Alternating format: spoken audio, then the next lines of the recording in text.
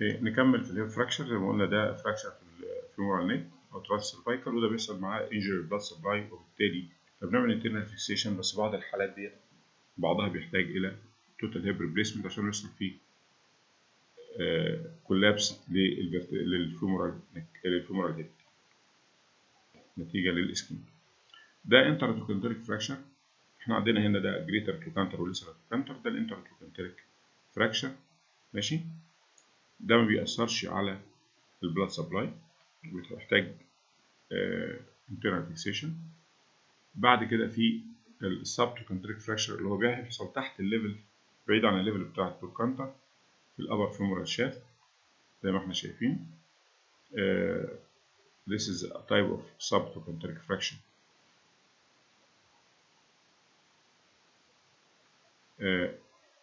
في البيست مانجمنت للحالات التروما او الفيمورال الهيب فراكشر internal fixation. The reduction of this intertrochanteric hip fracture requires the surgical insertion of an MBI hip pin.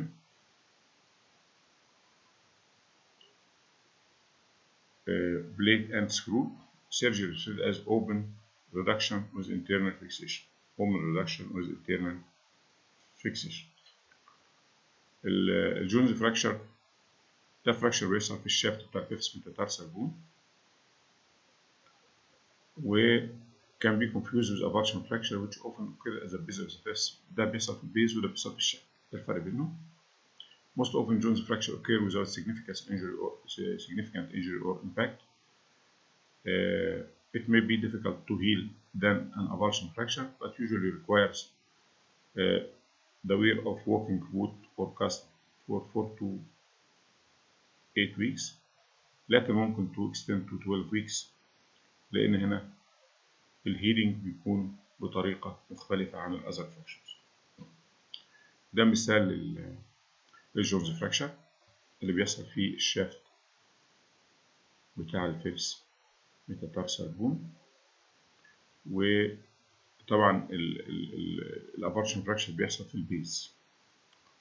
المنتجي فراكشر ده فراكشر بيحصل نتيجة للوقوع على الاوتر ستريتشد هاند او اوتر ستريتشد ارم، الدراع المفروض على كامل امتداده. It involves the fracture of the proximal third of the ulna, fracture of the proximal third of the ulna, and combined with dislocation of the radial head within the elbow joint. ده المنتجي فراكشر. ده زي ما احنا شايفين هنا، ده fracture هنا وديسلوكيشن. This is radiograph is a classic example of منتجي fracture, usually the result of follows out stretched hand within the proximal third of the ulna. زي ما احنا شايفين كده، وفي يحصل في ديسلوكيشن في الايه الراديال هيد. ده another example للمنتجي fracture.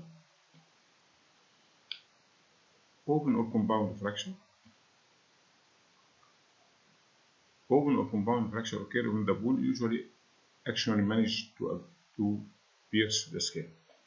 يعني لو الانجري الوند قدر الجرح نفسه قدرت اشوف العظم، ده معناه ان ده open fracture، وده بيحتاج الى surgical incision of internal fixation لانه ممكن يحصل فيه سيبسيس بسرعه جدا او انفكشن. ده طبعا المانجمنت بتاعت الايه الاوبن او كومباوند فراكشر.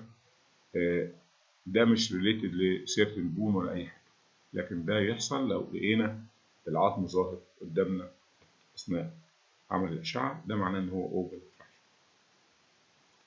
السالتر هاريس فراكشر ده فراكشر بيحصل في الجروس بليت في الشيلدرن، اللي هو الجزء الخاص بالابيفيسيس. هم عندنا 5 كاتيجوريز الفراكشر ده.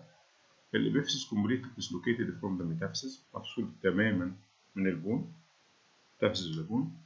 دي تايب 1. تايب 2 النوع الاولاني بيحتاج الى كاست تريتمنت. تايب 2 this is the most common type.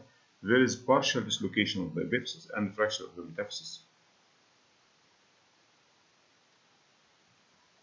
Type 3 This often involves partial